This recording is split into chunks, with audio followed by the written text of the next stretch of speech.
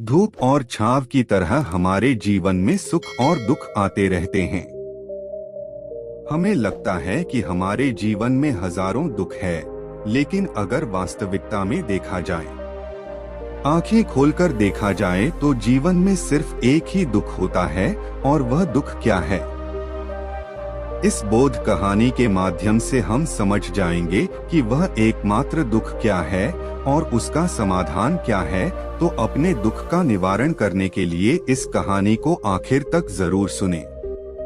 इससे पहले कि आप इस कहानी में खो जाएं, इस चैनल को सब्सक्राइब जरूर कर ले। तो चलिए कहानी शुरू करते हैं।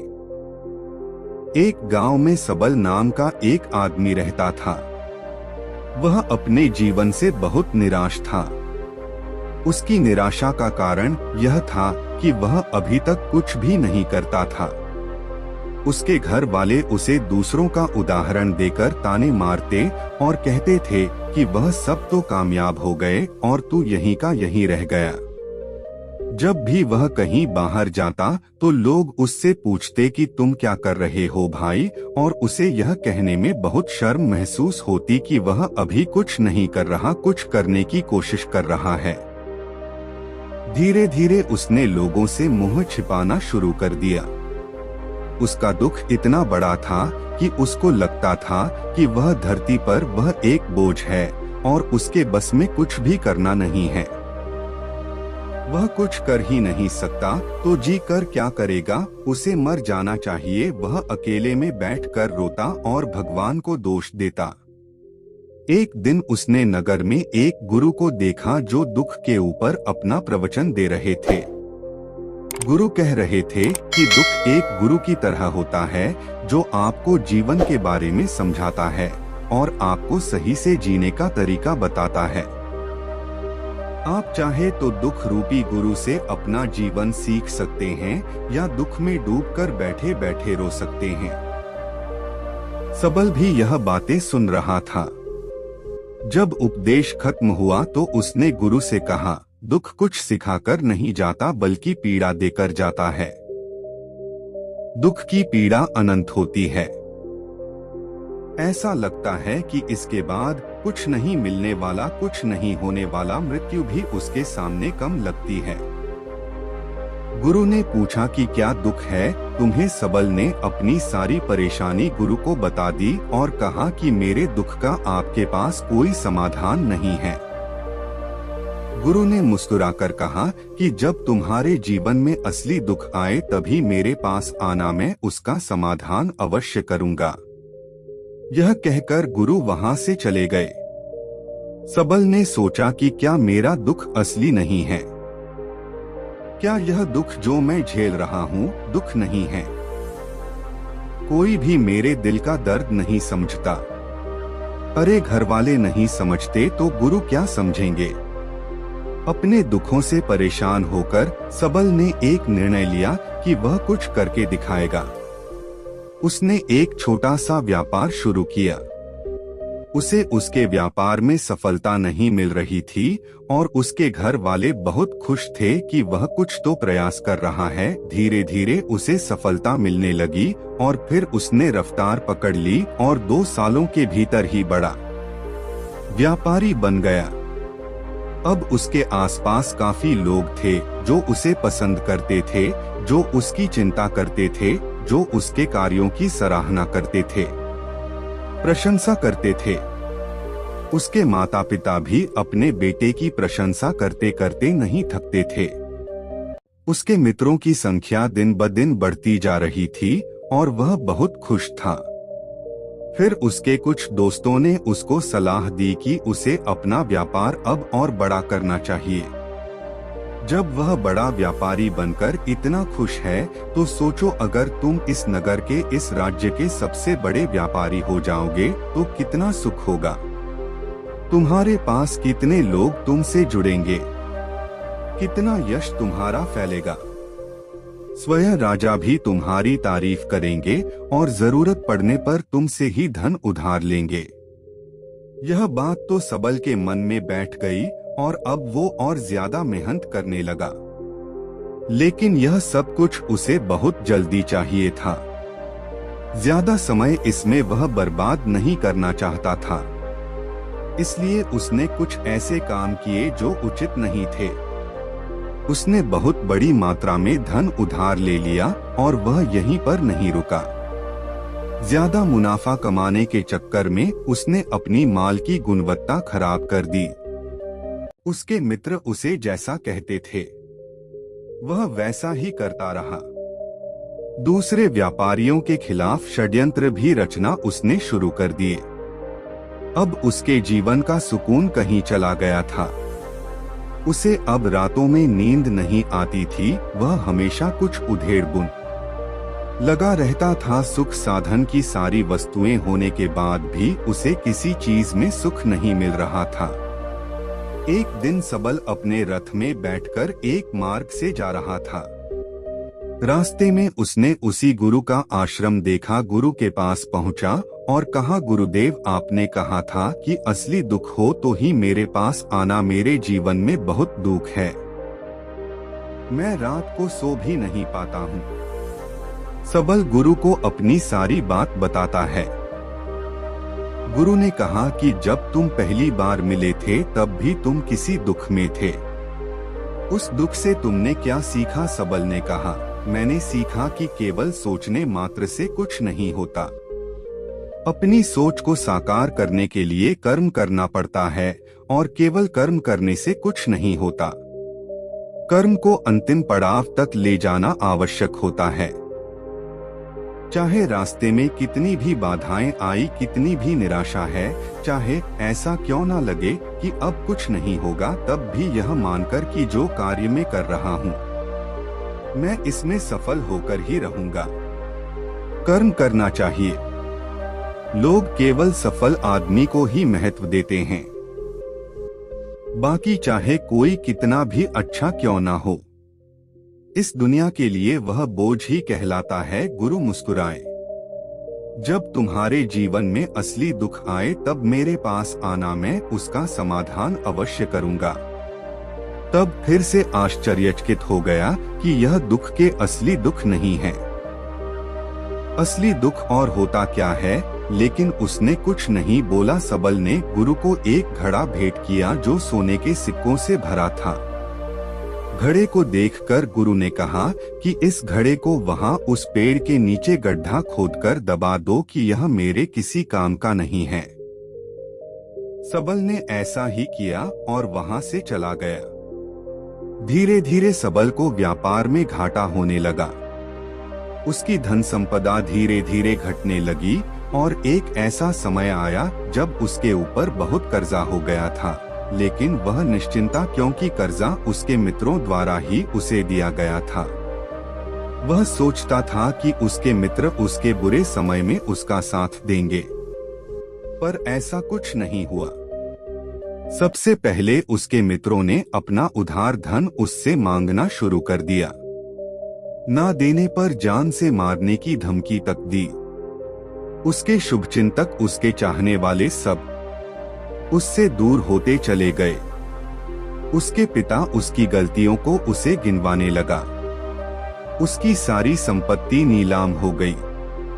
उसके पास कुछ नहीं बचा। वह सड़क पर आ गया। उसने अपने पिता से सहायता मांगी। पिता ने कहा कि मेरे पास तो यह थोड़ी सी संपत्ति है, अगर मैं तुम्हें यह दे दूं तो मैं तुम्हारी माँ को कहाँ रखूंगा? हमारा सहारा यही संपत्ति है। बेटा उसके जीवन में बहुत गहरा, उसके आसपास कोई भी ऐसा नहीं था जो उसे संभाल सके। इस धोखे की वजह से वह टूट गया। उसे लगता था कि जीने का कोई मतलब नहीं है, मृत्यु ही यह एकमात्र सहारा है। वह मरने के लिए एक नदी की तरफ जा ही रहा था। तभी रास्ते में उसे याद आया कि गुरु ने कहा था कि जब उसके जीवन में असली दुख आए तो वो उनके पास आए और वह उसके दुख का समाधान कर देंगे। सबल गुरु के पास गया और उसने गुरु को सारी बात बताई और कहा कि मेरे दुख का समाधान कीजिए।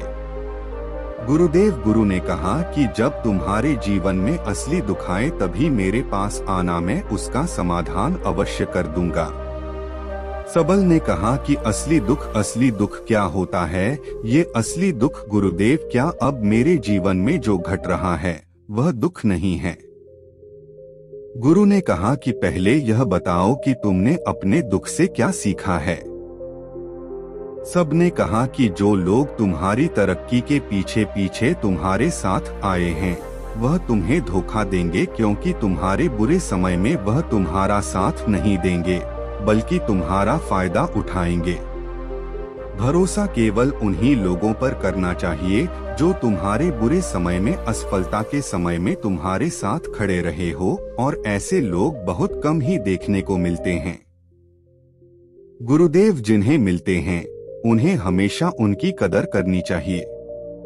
कभी किसी के खिलाफ षड्यंत्र नहीं करना चाहिए।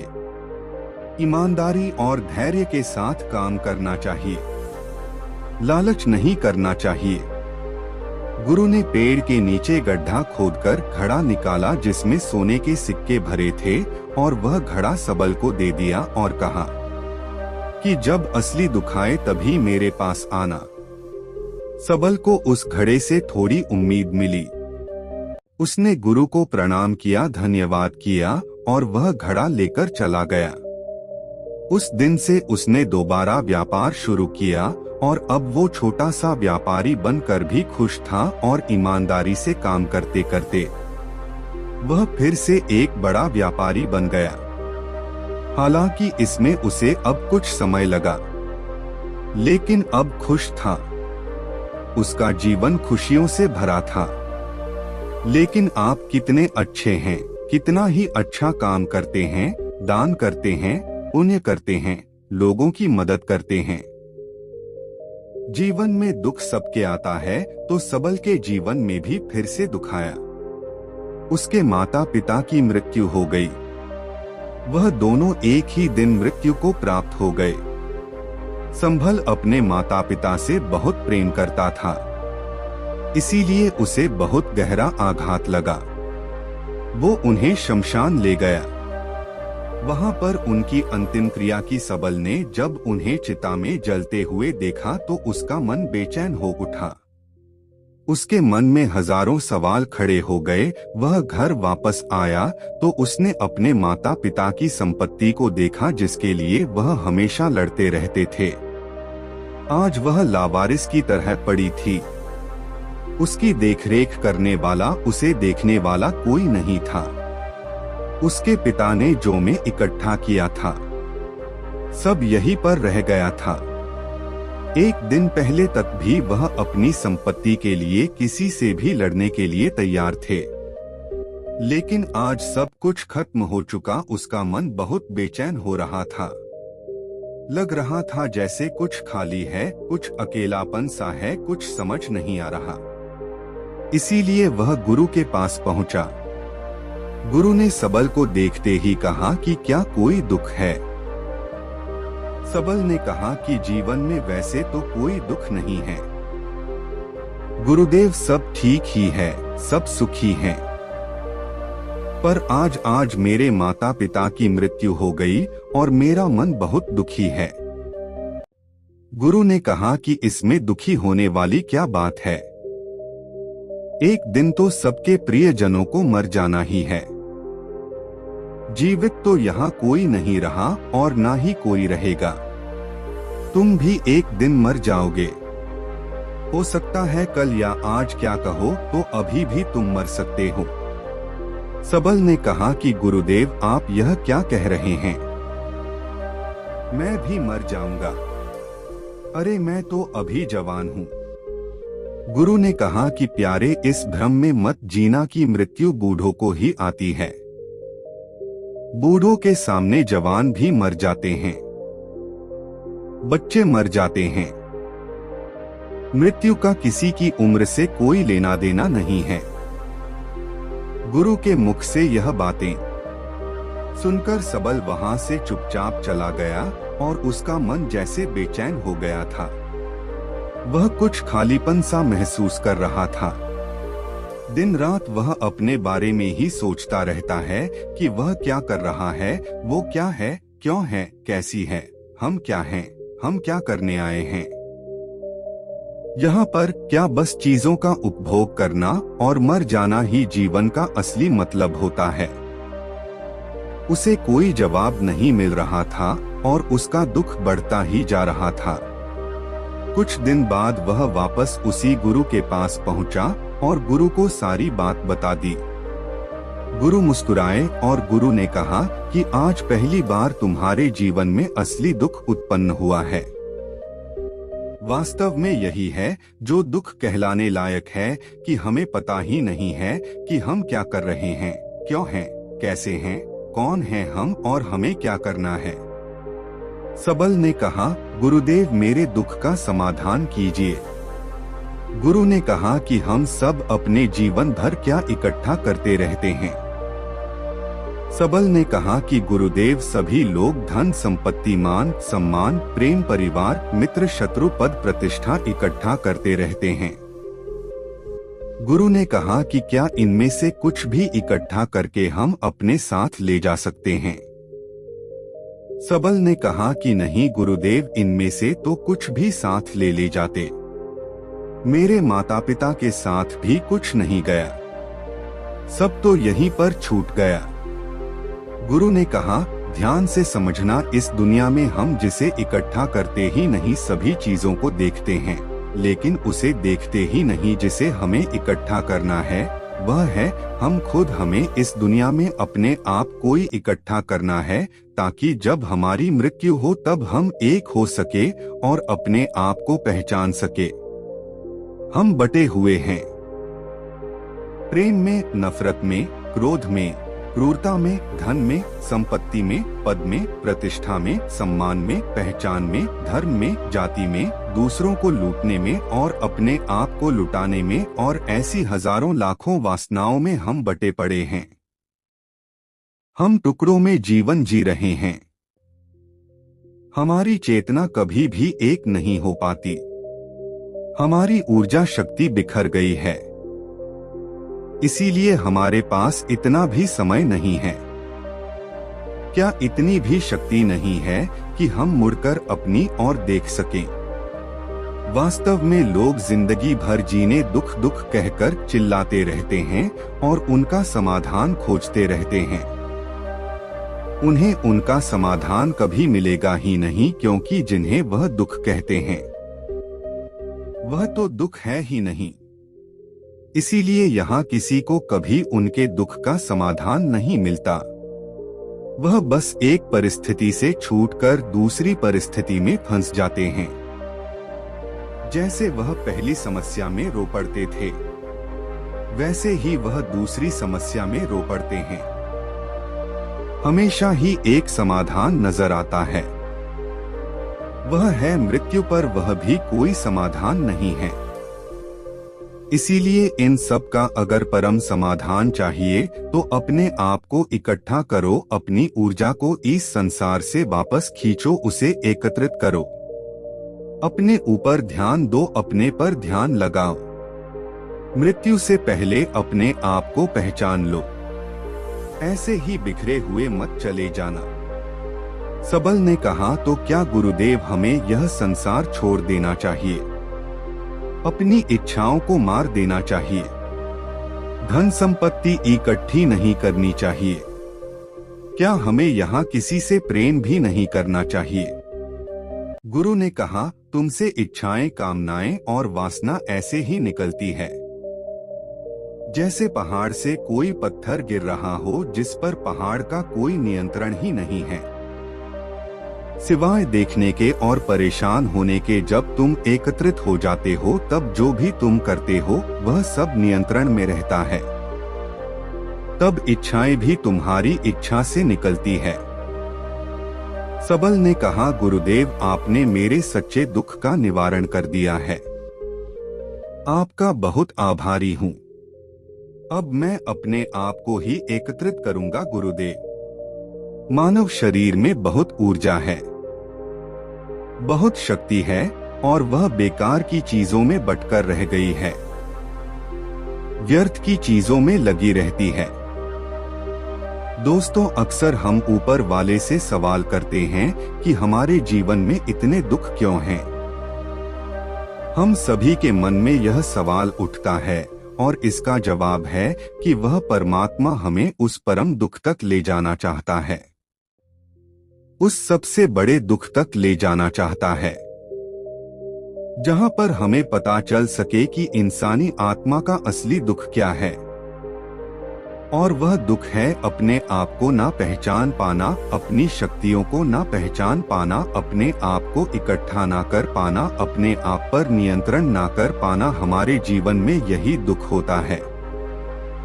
लेकिन इस दुख को ना देखकर हम सभी प्रकार के दुख देखते हैं, लेकिन इस दुख पर हमारा कभी ध्यान ही नहीं जाता। और वास्तव में होना यह चाहिए कि जब हमारे जीवन में दुख आते हैं तो हमारी सोच वहां पर जाने चाहिए कि मैं क्या हूं। और जब ही एकमात्र दुख आपके जीवन में आपको नजर आता है, तब आप ध्यान की तरफ बढ़ते हैं, तब आप अपने आप को खोजने की तरफ चलते हैं। तो दोस्तों, कैसी लगी आपको यह कहानी? कमेंट सेक्शन में जरूर बताना।